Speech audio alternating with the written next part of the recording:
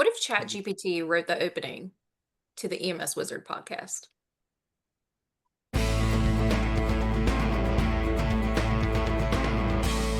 Welcome to the EMS Wizard podcast, where leadership meets the front line and we conjure up real world solutions for the challenges facing today's EMS professionals. No? All right, well, how about this? Welcome to the EMS Wizard podcast, where the sirens are loud, the coffee's strong, and the only thing more magical than EMS leadership is surviving a 12-hour shift without running out of gloves. Okay, I got you. How about in a world where chaos meets crisis and calm must lead the charge? This is the EMS Wizard podcast. Step into the command post of leadership, strategy, and transformation. Yeah, no, it was cool until you said something about a command post. There was like maybe blend some of those together. Might can use that. Hey, this is your best friend. Welcome to the EMS Wizard podcast, your go-to spot for EMS leadership, tips, stories from the field, and the occasional dose of sarcasm. Let's talk shop. Occasional. I got This a couple. is tragic. Can we stop him? Yeah. Number one, Terry.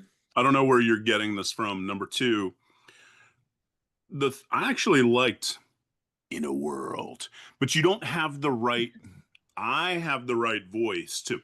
In a world where ambulances are saving lives, like they are chariots of healing. But that's coming off of this. I'm not. Yeah, that's legit. Yeah, I'm not sharking it out there. Listen, if ESO can now allow you to AI generate narratives, why can't we AI generate the entire podcast? I mean, there's programs coming out there soon that are probably ChatGPT generated. I mean, that's what I saw on Facebook. Yeah, you're not wrong. Let's not get carried away here, though. You know, because I've wrote my narrative the same way, and I feel very comfortable with my documentation skills that I've developed over the past however many years I've been functioning as a paramedic. Why do I need AI to write my narrative all of a sudden? I don't need it. I mean, so ESO's got it wrong. I mean, I don't know. I haven't, actually, I have used it a few times, and I kind of like it a little bit. But I think we're going to talk about it a little bit, though. That's one of the things we'll talk about. What do you got? What is that, Terry? It's a pink Post-it note. What's wrong with Post-it notes? I mean, silk tape works too. Remember, you used to take a piece of tape and put it on your pants and write down the vital signs and stuff. You still do that? Okay, I still do. Yeah, I still do. Hands down, it is my trusty steed. I can't Nothing wrong get with away that. from that. So, I mean, but do you think that the AI generation stuff is more for people to help with time than it is for accuracy, or the other way around? It actually helps with accuracy and saves time. I think it helps with accounting for what you've done on the call, because you have to have everything filled out before it will generate that narrative. And I've noticed an increase of the flow chart is properly filled out, which is what a lot of companies bill off of. And the reason why it's filled out, it's not because of that, it's because of the narrative, to get a more accurate narrative. And you only have one shot to hit that AI narrative. one opportunity. Oh, just your one shot. Chance.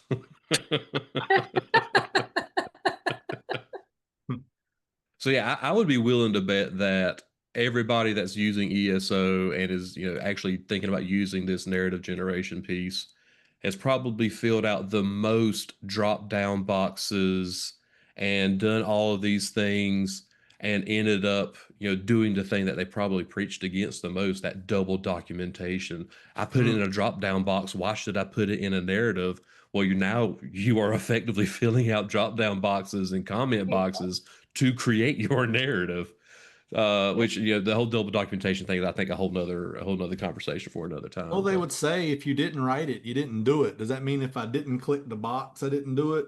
Is that what it's turned to now? I think it takes a little bit more than that. I mean, I just look at it from the outside, and where I aggregate whatever the opinions of my friends. I mean, John doesn't write PCRs anymore. Mark and Kathia do, and so I'm glad that we have the guests tonight to school us on these things. So thank you for joining John and I on our podcast, Kathia and Mark.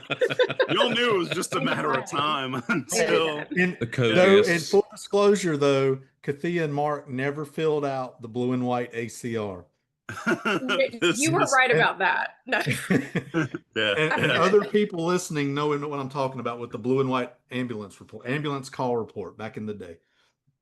So I'd had a discussion with one of our friends in the western part of the state, and his statement was that those folks who are really good narrative writers, those folks who wrote really good reports, that the AI generated narrative that their stuff is already good, and so it's going to get a little bit better, but it's limited get better. But those people who were the lazy providers, Mm. hey, it's going to take me 20 minutes to write this narrative, or it's going to take me an extra 3.5 minutes to check these boxes, and I still am saving 16 and a half minutes. The statement from one of our friends in the West was, hey, those folks who have garbage narratives, it's going to turn it into a good narrative. And as Kathia said, that's going to help us with our billing. And it's not tonight's topic, but No. ambulance revenue management reimbursement is definitely a concern. It is. I think those people that get dinged for grammar and punctuation and, you skipped over certain words or you misspelled this but didn't go back in your narrative, those people who are great providers do everything that's right, but just suck at the documentation part of it. I think this is going to level them up a little bit more than we expect and are going to be happy to see. So educators have been for a long time. Have we not been saying, Mark, you're an educator too? I mean, have we not been saying if you can't spell, put it into a word processor, copy and paste it back in?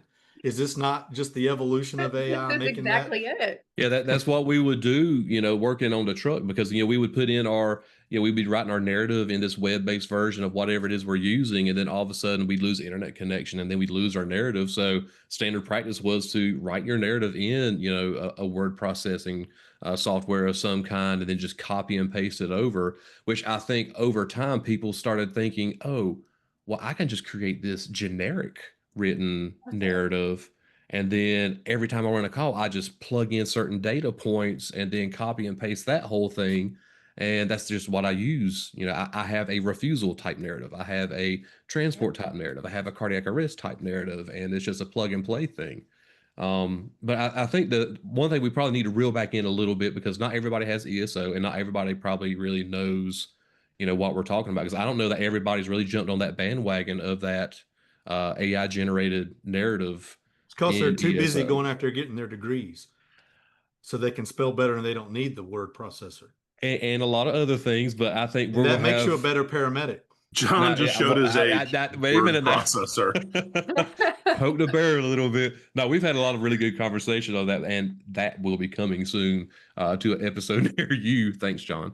Um, but yeah, so with ESO, for those of you that use ESO, and whether it's turned on or not, an admin has to turn on and activate that particular feature within your EHR software.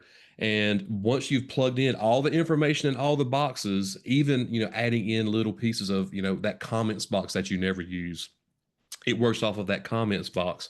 And once you go to click to add your narrative, there's one button that says generate narrative. You can only generate that narrative one time. So it's not like you can generate a narrative and then go back and add some boxes or change some things and then generate another narrative. That's a one and done kind of thing. Now, once you've generated that narrative, I will say out of I don't know, I've probably done a dozen charts or so since it went live with us July 1. I would say I'm, for the guy that's always wrote my narratives a very certain way, and I probably over documented things more oftentimes than not. I was really impressed with the narrative. Even some of the samples that I've seen from, working with some of the supervisors on what those narratives look like, I've been impressed with it. Yeah, but But you how do have impressed are to people like that are QA verify. and Mark? I mean, you're saying Yeah. it from a standpoint of saying, "Hey, I'm a good report writer, and I've written these reports and used AI. So if a good report writer puts them in there, it probably doesn't hurt bad. You probably read it well, but I wonder what it looks like from a QA standpoint to say, I'm a bad report writer, you know? Have you seen Yes, that? I would say it probably would take that, where, and I'm not even exaggerating. I've seen the cardiac arrest documented with 3 to 4 sentences, and that was it in the narrative. Obviously, everything in that cardiac arrest, working that code could not have been documented in those 3 to 4 sentences.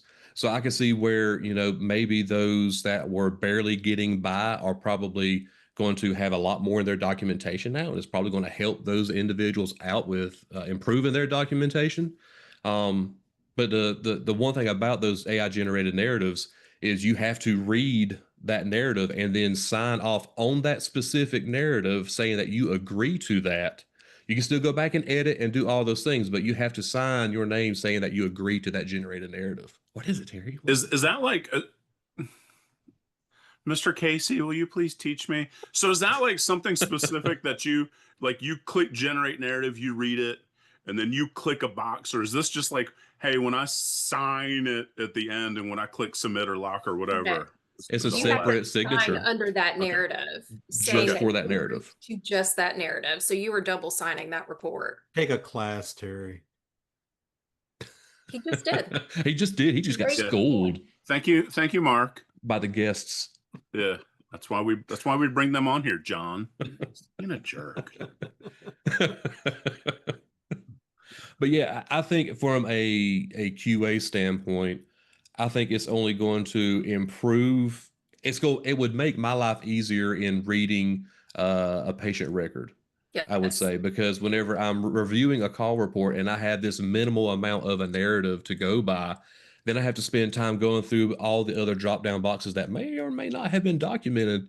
And now they know they have to document those drop down boxes and everything in order to generate a well rounded narrative. I feel like it makes a QA that much easier as far as call review goes. I know when I QA, I read the narrative first. I don't look at the provider. I don't look what the call is. I go to the narrative first, and whatever's missing from the narrative, I tend to go search backwards and then find out the provider and the call and what it was to get the bigger picture. I'm always hoping that the narrative paints that picture for me because all those other drop downs should already be in place if that narrative is correct. So, and I can always tell who's written the narrative. It's kind of like a little game I play, be like, oh, I wonder if this is so and so. But at the end of the day, that narrative should be what it needs to be, and everything else is supplemental. So I'm happy about the AI situation. I'm sure there's cons to it. I'm just not really seeing them right now because I'm seeing more activity in the flow chart and more depth in their narratives that are not repetitive. Well, it's going to be about how they're taught too, and I think that's maybe the unknown. Is we've said before here on this podcast that it will come down to, AI may not be bad as long as we're training them on how to use it and Hmm. what ethics is, and that's probably where it comes into play is ethically how can you use AI in EMS and it not be and of course we looked at it from an education standpoint, so we were looking at it from plagiarism, cheating, that lens. But this wouldn't be necessarily plagiarism, but it still involves a little bit of, did did it tell a truth? Did it tell my truth, or did it tell ChatGPT's truth? When it comes to it, and it sounds like the AI generated thing sort of creates a baseline of truth, and you insert the Hmm. facts, is what it sounds Hmm. like. And I don't know because I Right. haven't been there.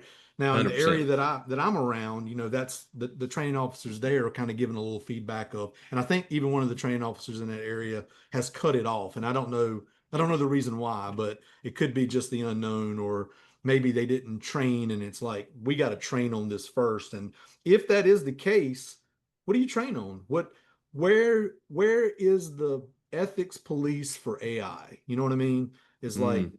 where's that at? I mean, obviously, maybe you got to have a degree to get that. No, I they don't mean, do that. Don't say that it yet. wouldn't hurt, a little bit of professionalism, a little bit of, I'm going to say common sense probably really comes down to that. But, Well, I could say there's, and I know we've talked about this in some of the classes before where people would enter in information from their call report into something like ChatGPT and have ChatGPT enter in, create the narrative that they plug into, their patient care record software. By the way, ChatGPT is not encrypted, is not secure, and all the other things to meet HIPAA compliance. So for all of you that are listening that are using that, Don't don't be do it. putting patient information That's in there. Don't put that's actually patient what I was going to information. hit on. That's very Lesson number one. compliance. It's very, very You will. compliance officer of you, for Yeah. do you have business agreements with somebody? And probably one of the, I don't know, does it matter if I'm not putting patient demographics? Let me just argue the other side of this for a second. If I'm in my Chat GPT 40 or 4.0, I don't, it's like McRen. Does it matter if I'm not putting in, hey, I picked up Mark Casey today and his chief complaint was he fell off his scooter because he had been drinking again. But if I'm not putting that stuff in, I don't know. This is like it, if a tree falls in the woods and nobody was there to hear it, did it make a sound? I don't. If we're going So to I think argue it ethics, we should get it, it some might ethics guy depend. on here. Yeah, it might depend on how you use it. So, like one thing I've recently done was, because there's that one little box whenever you do a refusal on a patient that says that the patient has cleared a capacity assessment, and you go to look for, well, what is a capacity? What is a pre-hospital capacity assessment? And you look for it, and you can find a couple of things that speak in generality, but there's nothing that really kind of comes down to really define that. So I wanted to know what ChatGPT had to say about it. So I've got mine pulled up here, so I'll tell you what it said exactly. So my prompt that I used was, for your fictional paramedic book, here's a no, I'm sorry, that's what it said. You might have cut that out, John. It's a different Chat GPT he's reading. Yeah, it's a different one. I'm This writing a is fictional book on paramedics. there This you go. paramedic is writing a few sentences in a patient care record to show that the patient wishes to refuse transport to the hospital and has the mental capacity to do so. What should these sentences be? Okay. So the prompt that, or the sentences that gave me back was: patient was alert and oriented to person, place, time, and situation, demonstrated appropriate decision making capacity, understanding the risks of refusing transport and the benefit of further evaluation. Patient was able to verbalize their reasoning clearly without coercion. No signs of intoxication, head injury, or psychiatric impairment were noted that would impair judgment at this time. That's all verbiage I've used in narratives before. I think that That covers like every base that I could even dream of. So, question. Do you think this AI narrative thing would take the pressure off of completing your reports while doing patient care? You mean we're doing patient reports we shouldn't be doing patient reports while we're doing patient Wait a minute. care? I So I Oh, mean, was you have that's no what I was going to idea. argue. You What have no about idea what's happening out uh, there. I've what never done about that before. dictation though? What if you're talking it Okay. into a word processor, right? And Oh, then because there was a thing where you had dictation. I think it voice to became text. problematic because the technology had not caught up to the idea. But docs and stuff even dictate what they do. They talk it through a, Yeah. I'll say cassette recorder because I'm old, but I mean they probably have all kinds of Well, no, they do That the eight little thing track. that's attached to they got an their 8 track they play and Merle Haggard in the background. Anyway, Yeah, boy. but I mean, uh, but you have like you talk it out like what's said and having that put out there and then take what you're saying now, creating a transcript and then entering it into one of those generative pre-trained transformed language things and let them put it into a better sentence for you. They talk better than I do, kind of things. And Wow, that was a mouthful of Jinglish. I mean, could have been hot dogs, Uh, but it wasn't. we weren't recording then. Can't say that. Anyhow. Tea bags. Whatever. There are sharks at the Outer Banks, and they're covering Fake up their news. data. And that's where we start to say, hey, Shark GPT, maybe it does have its limitations. when I was in Lexington, we actually played around a little bit with AI, and we had an AI demo. And as part of that AI demo, they had some data points that they said, "Hey, scan this QR code. It'll take you to our OneDrive. Take this data and drop it into whatever Chat GPT, or there's one or two other ones that nobody uses. And Gemini. yeah, yes, Gemini. sure. And you're able to ask it. We were talking about unit hour utilization and some thoughts with that in terms of do you lay people off? Do you move around? Your whatever. And this is where I would say is while the information that ChatGPT generated was good, I don't I don't think it was any better or worse than if I look at my network of the four of us on here right now, to where I said, "Hey John, hey Mark, hey Kathia, I've hit this snag. What are your thoughts?" And while it did have some good stuff to start with, didn't have enough to get you over the finish line. And ChatGPT sucks at math. One of the attorneys who was in the room was very specific to say, "Hey, uh, I don't use this. I don't use ChatGPT for legal things because it makes up phantom cases. So is this going to make up phantom patients?" It does. Yeah, yeah. Mm. That's one of the experiences I've seen with it is it will give me information that is 100% made up, not true, regardless of what I've asked it to do in some cases. So, and this is where that training comes in. So I think we're talking about maybe we start talking about two things, how we manage it and how we utilize it, right? Because if we're managing it, then we're allowing it. So now we have to figure out what are the parameters in that from leadership, because I mean, what are you going to go with? And I think the easy answer is to say, well, I'm just going to cut it off. We're not going to use it, right? That's an easy answer. And that's not to knock anybody No. that did cut it off, because maybe that means, hey, we're not knowledgeable enough of it yet to know its power or its usage, and we want to put it out there right, you know? So that would be Skynet. who? Skynet. What? Skynet. There's a Yeah. Terminator reference. Have you seen this Oh. boy? All right, keep going. I haven't watched Terminator in a long time. It's a good And one. that's how they get you off of sharks. What he just demonstrated was exactly how they hide the data. But It's all anyway, the smoke and mirrors. I think All it smoke and goes so mirrors. back to like proper documentation training because you're not going to get the right AI narrative regardless if you don't know how to properly document. And then you're going to read the narrative. How do you know the narrative is correct if you don't know how to properly document? So I can understand agencies who choose to turn it off for the purposes of, whoa, we're not where we need to be in training for documentation to imply such a luxury or apply Hmm. such a luxury, because AI narrative writing at the end of the day is kind of a luxury to everyone, no matter how you use it.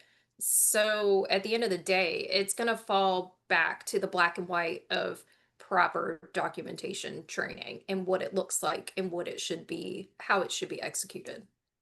Yeah, you got to have that foundational level of it, because if Right. it's like any AI that you use, if you put crap into it, you're gonna get crap back out of it, That right? part. If you don't have the GPT kind of programmed, if you don't have the right prompt or the right information in, you're not gonna Right. get the thing that you're looking for back out of it.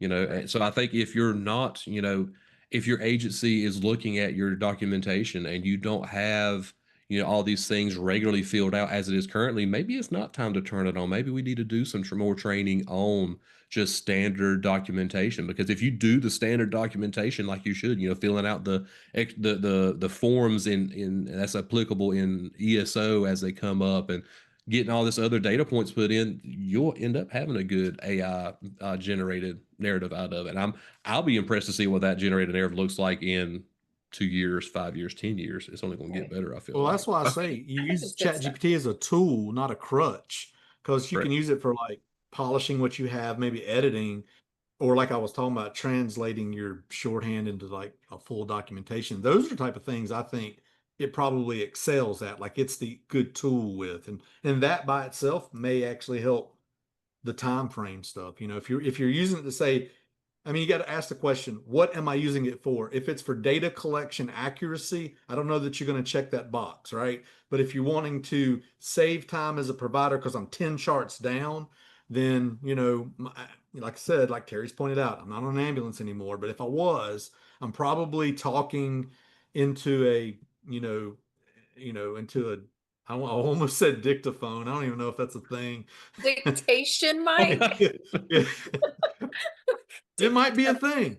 A But That's what dictaphone? Is Walter that used what to you need? use. Are we going back to the Flintstones? You Uh, need a When dictaphone? Walter had the ring down phone, hoy hoy, this is Walter. But I think John, you stole the words that I was going to use. Actually, as I was about to use it is a tool that you have to put in the toolbox, because there's one or two folks out there that when they send an email, I jokingly just want to respond back, "Hey, tell me you're using ChatGPT without telling me that you're using ChatGPT," because I recognize that salutation. I recognize that closing line, your stupid hyphens or whatever else that You're too ChatGPT large puts in hyphens. there. People that aren't smart enough to move them over their Facebook posts. you can Yeah, fix it automatically if you know how to program it, and it won't Yeah, do they that don't. anymore. That's my point. But They yeah, yeah. don't. They don't want you. They They don't. They're don't not want you. Well, educated if you enough. really They're want to only make it your educated enough to own, be you're not going to have dangerous. that crap in there. Programs So. built by ChatGPT. so we Follow me. need some AI training too, not just patient care That's record right. That's documentation right. training. And Okay, they'll probably ChatGPT how to AI train you is the thing. hang So, on, let me try it. yeah, Are you that's gonna Sorry, Terry, go ahead. are we I'm gonna doing work that? on this real quick. probably going to be a degree in Chat in ChatGPT. AI? Well, It would be a course. It's they're probably an they're, adult they're learning course. yeah, Yeah. they're UNC Charlotte does a graduate certificate for AI. I've seen a couple of other schools that Yeah. do. Really? No, I was being serious. No. That's intriguing. You've been drinking or that's intriguing. No, I said that's intriguing. All right. I only hear what I want to hear. Yeah, Mhm. obviously. How's that different than any other day? Yeah, I'm sorry, I was having a seizure Not. due to your background. I didn't hear what you Yeah, were saying. John, I'm gonna need you to tone down those backgrounds just a little bit. Yeah, you need to calm down. You're being too loud. Am I being too loud? Yeah, as If I Taylor wasn't a Swift would say. Swiftie, Hey now. Hey now. I wouldn't have Watch got yourself. Yes, sir. yeah. Watch yourself. Yeah. Mark, I are don't you know done that yet? I don't know that we've come up with any solutions, but we've definitely talked about a lot of problems. I mean, it's This is training. complete. I don't really see it as a problem, though. It's Of course you training. would. What are you training Of ChatGPT to course I do? wouldn't. Let's see. So it says it should be an 8-hour What's the course. Can be problem? delivered as I a think full it's day great. workshop or 2 4-hour sessions. Did you just It have Chat GPT could be write you a hybrid. Chat Have you GPT guys program? named your chat Yes. GPT? Yeah. So the title is Artificial Intelligence and EMS Preparing the Paramedic for the Future. And Oh, join us for EMS at the Cherokee or EMS at the Outer Banks to hear this presentation by the gentleman, Mark Casey. Uh, Press I, one. I mean, I'm not gonna be mad about it. I would definitely. Oh yeah, I would definitely use this. I mean, it's got a really good outline. I'm look, down for it. look at him. Like he's got that twinkle in his eye. Chat GPT just made him happy.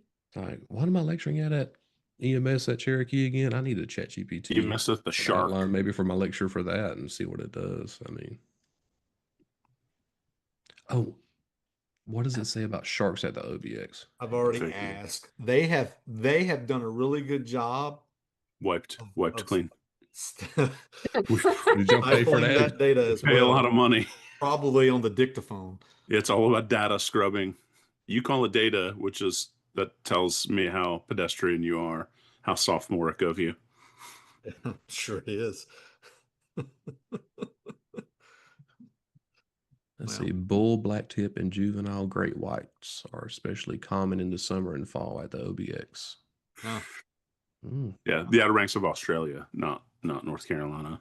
Oh, and it's even pulling references in from like reports I could of show you people in the pictures. public on Reddit. Oh my gosh. What kind of pictures have you made Chat GPT make with sharks? None. Oh, They were there's. ones they had posted in Greensboro, actually. Oh, wait a minute. I did make some pictures with Terry and sharks the other day. Wait a minute. I did do that with ChatGPT. Huh? Sounds like somebody else that I know that has I'm gonna have to send this paramedic in. cowboy. We'll have This to is what add happens this. when two It people was go teach at the officer program. One sits and makes AI generated nonsense. John. The other While puts on mom's an teaching. awesome presentation, captivating the audience. With great power comes great responsibility, and how you choose to use it. Now we're just being too silly. That's a fact. Are we there? So I really like the conversation on AI. I think there's a lot more to explore about it, and I think we're really not going to know what we need to talk about with AI for, especially as it applies to EMS, for several years. I think it's I going to be a think while before we really see the extent of that application. I You know, think I at think the 3 next a.m. few guests and 4 call reports in, AI is going to be my buddy. and the next few you'd be guests we wrong. have on here will probably have a lot of input into what AI is doing for them and their agencies. Not going to spoil it, but that's Yeah. coming soon. And we might be Yeah. talking about education. Do you need? Those Yeah. degrees. More education than what we already get. Oh yeah. All right, Mhm. let's close it up. All right. Okay, so I've been working on a little something, and I just in honor of John.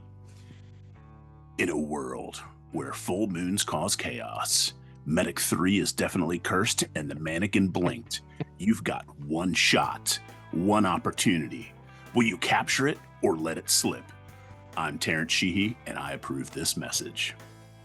Sounds like M&M GPT. The sudden urge to go, we'll be back, came out.